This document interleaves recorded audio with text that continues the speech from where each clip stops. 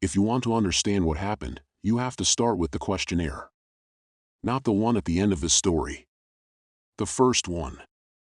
The one that looked like a normal workplace resilience survey, the kind HR sends when they want to prove they're doing something about stress without actually changing anything. It arrived in my inbox at 2:17 a.m., but I didn't see it until morning. Subject line. Confidential, pilot psychological resilience study, small incentive available. The sender was a generic company address. The body mentioned my corporation's name, our office district in Tokyo, even our floor number. There was a polite paragraph about anonymity and data protection, a note that participation was optional, and a promise of a small digital voucher if I completed it by the end of the week. I would have ignored it, like every other survey. Then I saw the name at the bottom. Internal consultant, Hayashi T. I glanced sideways at the man in the next chair. He was already logged in, jacket off, sleeves rolled neatly to his elbows. The morning light caught the tiny scar at the corner of his mouth, the only flaw in an otherwise smooth, almost too perfect face. He saw me looking and smiled. "Morning," he said. "You got it." "Got what?" "The survey," he said. "The little experiment thing. They put my name at the bottom so people know it's not spam." "You made it?" I asked. "Helped design it," he said. "I'm not important enough to take credit for the whole thing." He grinned like he didn't believe that for a second. He'd been at the company for 3 months and was already on a first-name basis with managers I'd only ever seen in elevators. The rest of us called him Hayashi-san. He told me on his first day to just say Hayato. I hadn't managed it yet. "It's anonymous," he added. "Genuinely. We're testing how people react to hypothetical pressure. Ethical stress, basically." "Ethical stress," I repeated. "Sounds fun. You listen to all those horror and true crime podcasts, don't you?" he said lightly. "This is just a bloodless version. No jump scares. Just choices." He went back to typing. I stared at the link in my inbox. I should say this, I'm not special. I'm not the kind of protagonist people remember. I'm the guy in the background of every office photo, slightly blurry, holding a cup he doesn't know what to do with. I'm good at my job in the way that means no one complains. I'm present at my own life the way you're present at a meeting that could have been an email. The only place I feel like I exist is after midnight, lying in the dark, earphones in, listening to strangers whisper horrible things in English. Tonight's story. Turn off the lights. Somewhere in Japan. They never mean my building. That was the appeal. Reality never reached out through my headphones. Until it did. The first section of the questionnaire was boring. Age bracket. Job type. Hours of overtime per week. Too many, if the drop-down had been honest. Then, describe your current stress level on a scale of 1 to 10. I hovered over 7, moved to 6, then back to 7. The second section was stranger. Imagine the following scenario. Answer as honestly as you can, based on what you feel, not what you would say in public. Scenario 1. Your coworker makes a mistake that costs the company money. Your manager asks if anyone else was responsible. If you stay silent, your coworker will be fired. If you admit they had help, 3 people who barely know you will be laid off instead, and you will take on a heavier workload. Which do you choose? A protect 3 strangers and risk your own position. B protect yourself and sacrifice your coworker. There was a text box for explanations. I stared at the question. My real answer was C. Open a new tab and avoid thinking about it. Instead, I chose A. The good answer. In the box I wrote something about fairness and shared responsibility and hit next. The scenarios escalated quickly. Scenario 4. You learn that a friend is hiding a serious crime. Reporting them will ruin their life but protect future victims. Staying silent keeps your friend safe but puts others at risk. Scenario 7. An anonymous online poll asks whether you think some people deserve what happens to them if they ignore obvious warning signs. Scenario 10. A late-night train carriage. A drunk stranger harassing a woman. You are the only other person there. The options were never easy. Do nothing. Intervene physically. Pull the emergency lever and drag everyone into it. The whole thing felt like it had been hand-tailored to my worst intrusive thoughts. Like someone had listened to everything I'd ever mumbled to myself after an episode of some foreign crime podcast and turned it into multiple choice. Still, I picked the right options. Help the coworker. Report the friend. Protect the stranger. No one would ever see my answers anyway. Right? At the end, a final question. If you were given a chance to erase one selfish choice from your past, even if no one else knew about it, would you take it? Yes/no. I checked yes before I could second-guess myself.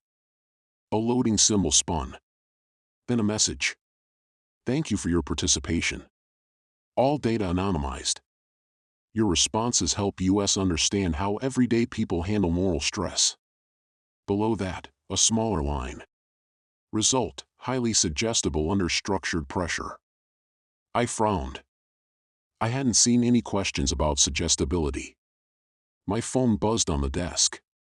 A message from Ayato. So? You survived the ethical torture chamber? I stared at the words. I hadn't told him I was doing the survey. I typed back. I did it. Your questions are weird. A moment later. Weird how? I hesitated. Too specific, I wrote. Feels like a trap. He sent a laughing emoji. Relax, he wrote.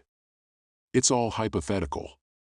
Nothing you choose in a thought experiment can hurt anyone, right? The first time I noticed something was off, it was a Wednesday. Our team lead, Sato, called a meeting. He was the kind of boss people described as nice because he didn't scream, but his eyes were always somewhere else, counting numbers you couldn't see. We've had some budget issues with the X14 project, he said. Finances, not happy. We all sat straighter. Budget issues meant someone somewhere had screwed up. Sato looked down at his printout. A double payment went through to one of the vendors, he said. We caught it, but it created a mess. We need to clarify who approved it. On the screen, an email chain appeared. My name was nowhere on it. June, the guy 3 desks over, had replied approved to a request that clearly should have gone further up. I know it's stressful, Sato said. I just need to ask, did anyone else see this email before it went out? Silence. My pulse thudded in my ears. In the survey, the first scenario had been almost identical. Coworker mistake.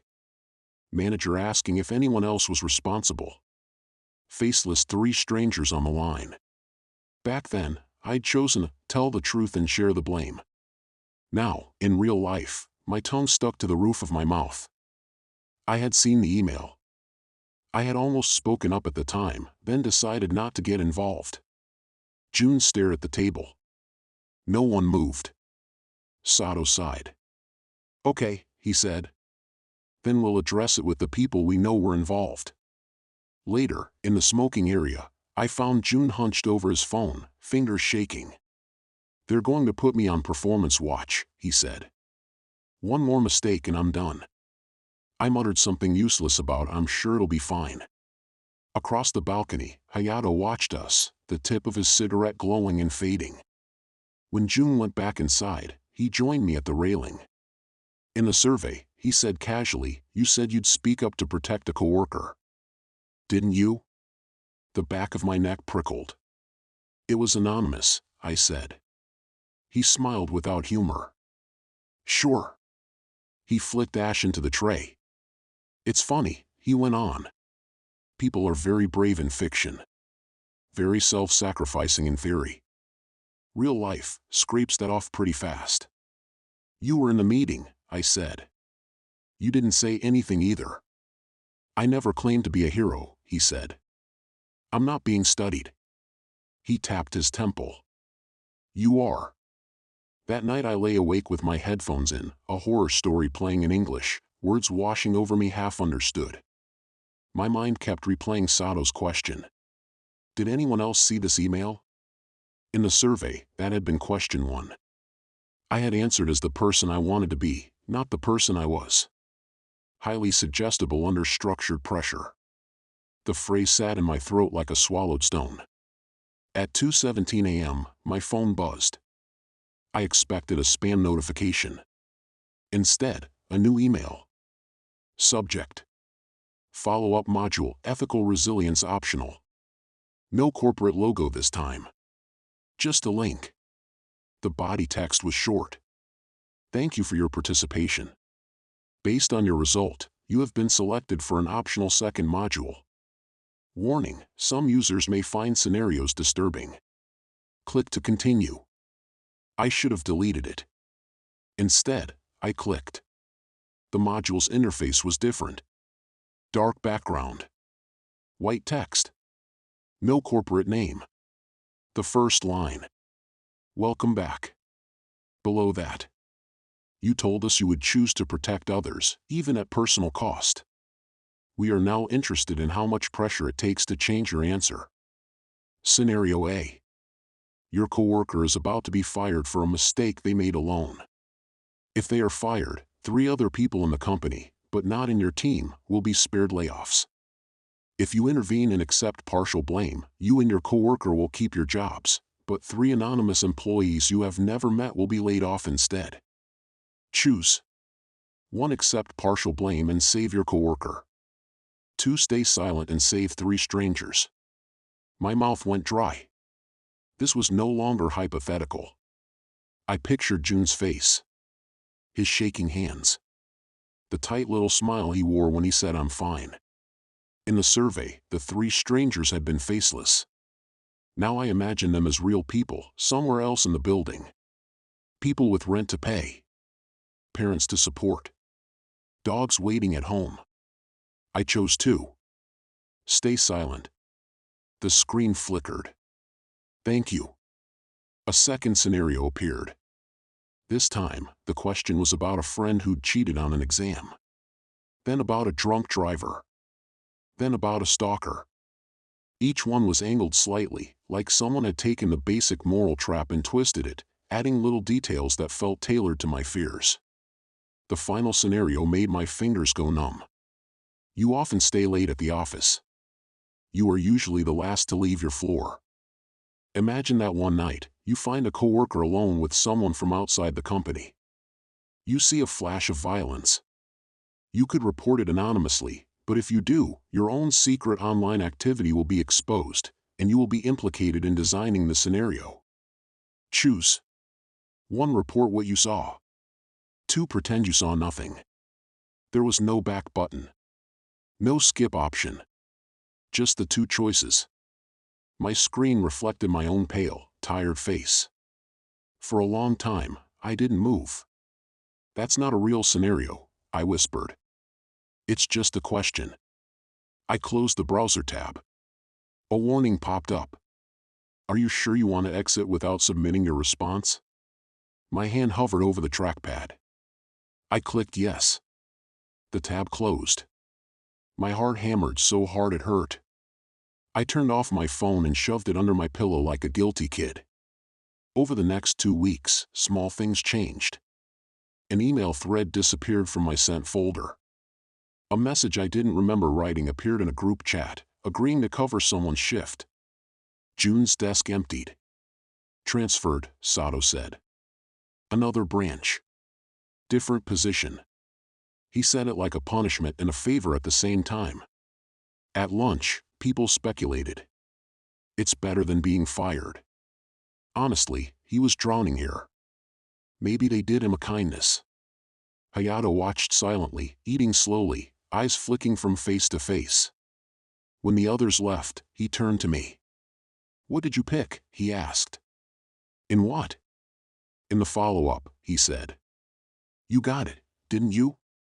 After the main survey. I forced a laugh. You're acting like it's a game, I said. It is, he replied. Just not one you designed. He wiped his mouth with a napkin. You know what I like about structured dilemmas, he went on. They give you permission. If you had to choose, they say, would you sacrifice A or B? Most people never ask who's forcing the choice. They just agonize over which side of the coin they want to feel guilty about. I stared at him. You talk like you're watching from above, I said. Like it's all abstract. It's not abstract, he said. It's empirical. You learn what people will do when they believe the consequences are real. They tell you exactly how to move them. You sound like a psychopath, I said, trying to keep my tone light. He smiled. Psychopath is just what people call someone who doesn't flinch when the experiment gets interesting, he said. I started having dreams about the survey. I would wake up with the sensation of having just clicked something irreversible. Sometimes, in the dream, the options weren't words. They were faces. June. My mother. A faceless woman on a train. My own profile picture from the podcast account I kept secret from work. In every case, the cursor slid on its own, like a magnet drew it. When I checked my phone in the morning, new emails waited. No sender. No subject. Just a blank space where the preview should be. When I opened them, there was nothing inside. No text. No attachment. Just my own email address in both the to and from fields. I started to notice Hayato more. The way he seemed to know who would be late before they sent the message. The way he always stood on the exact spot on the platform where the least crowded train door would stop. The way he could guess, with unnerving accuracy, what someone was about to say next. I just pay attention, he told me once, when I asked. Most people broadcast their decisions before they make them. You just have to know which signal to watch. What signal do I broadcast? I asked, half joking. He didn't answer. Instead, he asked, have you told anyone about the survey? No, I said. Good, he replied. It works better if they don't know they're in it. The first accident happened outside our building. A cyclist in a delivery van, too fast around the corner. I heard the thud from my desk. Office workers gathered at the windows, drawn like water. He's moving. Call an ambulance. Whose fault was it? Somebody muttered something about these bike guys, always ignoring the lights. Someone else talked about how the corner was poorly designed. Back at my desk, my phone buzzed. Scenario complete, read the notification from the survey site. Thank you for your participation. I hadn't visited the site in days. I opened the link. It took me to a new page. Your choices help us simulate real-world dynamics. Today, one of your scenarios has been realized. Remember, you are not responsible for outcomes outside your direct actions. Below that, in smaller text. Next module unlocked. A button waited at the bottom. Continue. I closed the page. In the hallway, I passed Hayato. He held the door open for someone, smiling, then fell into step beside me as if we'd arranged it. Crazy about the accident, huh, he said. Apparently the driver told the police he never saw the cyclist. Said he was sure the light was still yellow. Maybe it was, I said. Maybe, he agreed. We walked in silence for a moment. Do you know what the most terrifying part of those experiments is? He asked suddenly. What experiments? The old ones, he said. The classics. The ones where they tell participants to press a button that hurts someone in another room, and someone in a lab coat says it's necessary for the study. I've heard of them, I said. Most people think the scary part is how many participants obey, he said. But that's not it. That's predictable. The really scary part is how relieved they look when someone in charge takes responsibility. I was just following instructions. That sentence kills more people than any psychopath ever could. He gave me a sideways glance. If you could spread responsibility thin enough over enough people, he said, you could get them to justify almost anything. By then, I was avoiding my own reflection. I stopped listening to horror podcasts. Every time a narrator said tonight's story, I heard my own voice instead. I stopped recording episodes for my tiny English channel. The last one I'd uploaded was about a haunted elevator in Osaka. The elevator that skipped floors, I'd called it. Now my own life felt like a lift stuck between levels, doors half open on a landing that didn't exist. One night, after too much coffee and too little sleep, I made the stupidest decision of all. I went back to the survey. The next module loaded immediately. This time, there were no elaborate paragraphs. Just one statement. We would like to measure your response to being observed. Below that, a live counter. Active participants in your cohort, 1. My stomach clenched. A new line appeared. Observer joined. 2 usernames. Subject 31 me, apparently. Observer 01. There was a chat box. A message appeared. Hello. The font was plain. The tone was calm. You've done well so far, the observer wrote. Most people drop out much earlier. Or they lie so much their data is useless. I thought of closing the laptop. I thought of throwing it. Instead, I typed. Who is this? You know, came the reply. Or you will, once you stop pretending the survey is a website and not a structure. A structure? A framework for decisions, the observer wrote. You can rebuild a life around that, if you're careful. You can also dismantle one. What do you want? I typed. To see how you narrate this, they replied. In your head. On your little channel. When you talk about monsters. I stared at the word. Monsters. I'd used it in my episode descriptions. Tonight's monster isn't a ghost, but a man. True monsters wear suits. That kind of thing. I forced my fingers to move. If you're trying to turn me into some kind of test subject, I wrote, I'm not playing. The reply came faster this time. You've been playing since you clicked the first link. Then, after a pause. You're not the first. But you might be the first to understand the rules before the end. What rules? Rule 1, smiley face. You never get a scenario you haven't already thought about. Rule 2, smiley face. The story always reaches the point where you tell it to someone else. Rule, pet smiley. Once you start narrating, you're not just describing the experiment. You're continuing it. I closed the laptop. Hard. My reflection in the black screen looked like someone else's. The next day, Hayato didn't come to work. Client meeting, someone said. He's presenting off-site. The office felt heavier without him. Quieter. By late afternoon, I'd almost convinced myself I'd imagined the entire conversation the night before.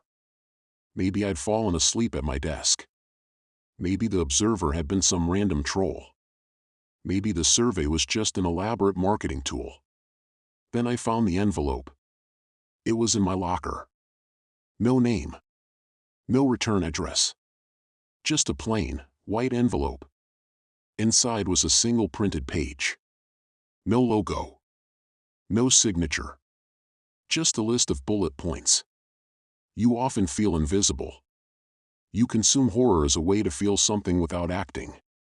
You secretly resent people who seem more real than you. Under pressure, you will choose the option that allows you to keep watching rather than intervening.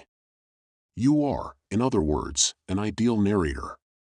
At the bottom, we are interested in seeing whether an ideal narrator can be turned into an ideal subject. Some psychopaths like blood. Some like obedience. We prefer stories. A time and place were listed in small print. Saturday, 2200 hours. An address in a nearby neighborhood. Optional. My hands shook so hard the paper fluttered. I should have torn it up. I should have gone to the police, even if I couldn't explain what I was reporting. Instead, of course, I went. Because that's what narrators do. They go where they shouldn't, so the audience doesn't have to. The address was a narrow building wedged between a coin laundry and an empty lot. No sign. 3 floors. One light on, in the middle. The stairwell door at street level was propped open with a brick. Inside, the air smelled faintly of damp and cleaning fluid. As I climbed, my footsteps echoed. On the second floor landing, a door stood ajar. Apartment 202. A note was taped to it. "Come in." I pushed it open with my fingertips. The room inside was bare. No bed. No table. Just white walls, a wooden floor, and a single folding chair. On the far wall, held up with tape, were sheets of paper. Dozens of them. Printed emails. Screenshot stills. Transcripts of chat logs. In the center of the wall, larger than the rest, was a photograph. Me, sitting at my desk, headphones on, mouth half open as I read something on my screen. The angle was from slightly above and behind. No one at work would have had that vantage point. Unless they'd been standing exactly where I stood now. Someone clapped slowly behind me. I turned. Hayato leaned against the door frame, hands in his pockets. He wasn't wearing his company ID. Without it, he looked older. Or maybe just more honest. "Congratulations," he said. "You're the only one from your cohort who made it this far." My throat was dry. "What is this?" I asked. "An observation room," he said. "Less impressive than it sounds. But it does the job." He gestured at the wall. "That's your narrative," he said. "The story you've been telling yourself about yourself. Invisible. Harmless. Passive. Very appealing for our purposes. Your survey, I managed. Your ethical stress experiment. What are you actually doing?" He tilted his head, considering his answer. "We're testing the hypothesis," he said slowly, "that with the right framework, you can turn certain types of people into amplifiers." "Amplifiers," I repeated. "People who won't push the first domino," he said, "but will happily describe, in exquisite detail, how they all fell. People who feel safest in the narrator's seat, because it lets them stay out of the frame." He stepped closer. "People like you," he said. "I haven't done anything," I snapped. "I've just watched," he suggested. "Listened. Clicked. That's the point. You don't need to get blood on your hands. You just need to choose whose story gets told." He tapped one of the printed scenarios on the wall. "The coworker mistake. The drunk driver. The train. Every time you chose the version where you could keep observing," he said. "Even when you clicked do nothing, you knew the story would go on without you. That's a kind of action." I swallowed. "What about you?" I demanded. "Where do you fit in your little experiment? Observer? Designer? Psychopath?" He smiled. "Labels are for reports," he said. "Not for the field." He walked to the window and looked out at the dark street below. "I told you already," he said. "Some psychopaths like obedience. They want people to do what they say. Others like blood. They want to see the outcome directly. Me? I like the part where someone realizes the choices they thought were theirs were never really independent." He turned back to me. "Tell me," he said. "If I sent you a script for a murder that hasn't happened yet, one that involved your podcast, your voice, your tiny foreign audience, would you record it?" "No," I said. He raised an eyebrow. "But if I told you someone else would record it if you didn't," he went on. "If I told you the story would exist regardless, and the only choice you had was whether you got to tell your version, would you still refuse?" He stepped closer, close enough that I could see the tiny scar at the corner of his mouth. He lowered his voice. "We've already seen how you respond to structured pressure," he said. "You cling to the role that lets you survive. In your case, that's the narrator. The one who explains. The one who feels useful by telling other people's tragedies in a neat, consumable order." He reached into his jacket and pulled out a flash drive. "This," he said, "is another episode 000. You don't have to listen to it. You don't have to record it. You can walk out right now and never see me again." He held the drive between two fingers. "But if you do that," he said softly, "someone else will tell it. Someone less careful. Someone who doesn't flinch." The room felt very small. The wall of paper watched. The photograph of me at my desk seemed to sneer. "What's in it?" I asked, hating myself. "A story," he said. "About an anonymous corporate worker in Tokyo who gets invited into an experiment, and about the people who get hurt while he decides what kind of person he is." He tilted his head. "And about what he does when he realizes he's been narrating his own conditioning this whole time," he added. "Foreign listeners love that kind of twist. Trust me. I've watched them." My mouth tasted of metal. "Why me?" I asked. "You're fluent enough to straddle both worlds," he said. "You can feed the story into languages that weren't part of the original environment. You can infect new cultures with it." "Infect." "Stories spread like viruses," he said. "And you already carry a small audience in your pocket. Perfect little petri dish." He placed the flash drive on the folding chair. "You don't have to pick it up," he said. "You can leave it there and walk away. No one will know." He smiled, the scar at his mouth tightening. "Except you," he said. "If this were one of my episodes, this is where I would pause. I'd lower my voice. I'd tell you I made the brave choice. That I kicked the flash drive under the chair and walked out. That I reported Hayato to someone who could stop him. That I closed my channel, deleted my drafts, and never told anyone about any of it.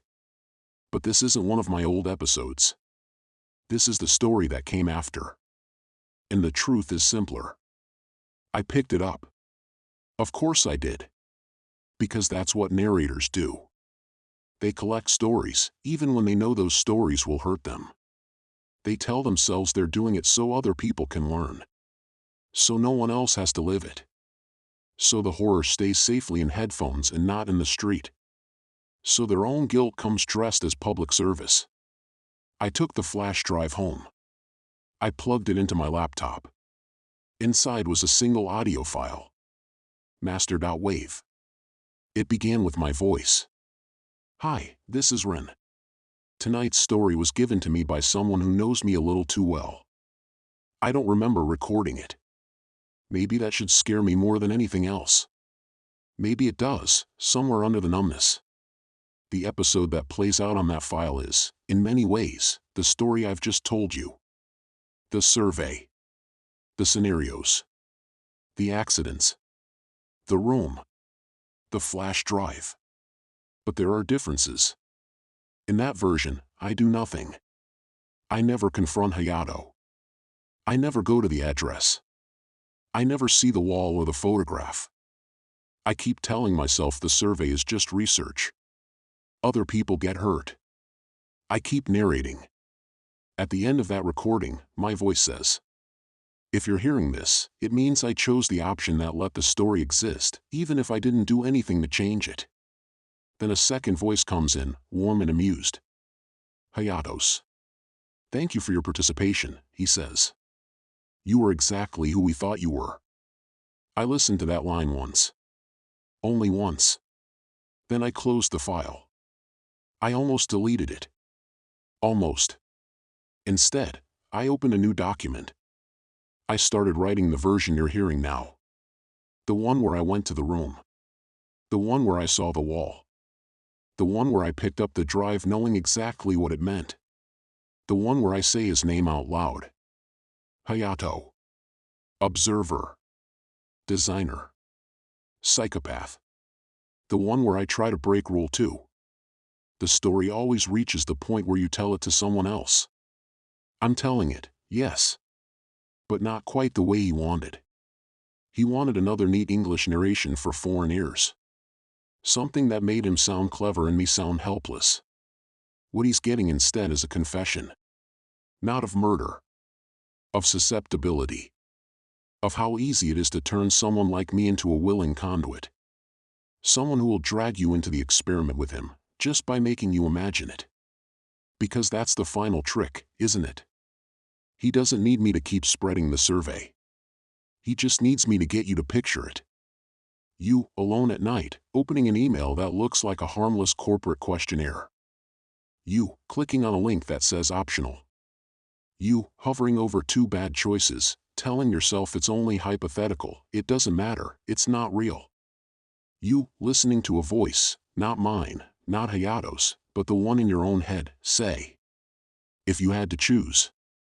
If you had to choose. If you had to choose. That's how he reaches you. Not through code. Through structure. Through the part of you that wants to see what you do, under pressure, in a safe, fictional space. The part that thinks watching is neutral. So here's the only choice I can offer you that might break the chain. You can treat this as just another horror story. Hit like. Leave a comment. Forget it by next week. Or you can refuse to be measured. You can decide, right now, that you will not answer any questions that begin with "if you had to choose," unless you know exactly who is asking and why. You can notice when someone like Hayato nudges you into the narrator's chair and tells you that's where the harmless people sit. You can ask, out loud, who benefits if I keep watching instead of acting? That's not a neat ending. There's no overpass. No blood. No final reveal of a body. Just you, in the dark, with a voice fading out in your headphones and a small, uncomfortable awareness in your chest that you are not as passive as you thought. That your choices, even the ones you make inside stories, are still choices. Hayato would say that realization is part of the experiment. I'd like to believe it's the first step out of it. But then, I'm still narrating, aren't I? And you're still listening. So maybe, after all this, the only honest thing I can say is, thank you for your participation.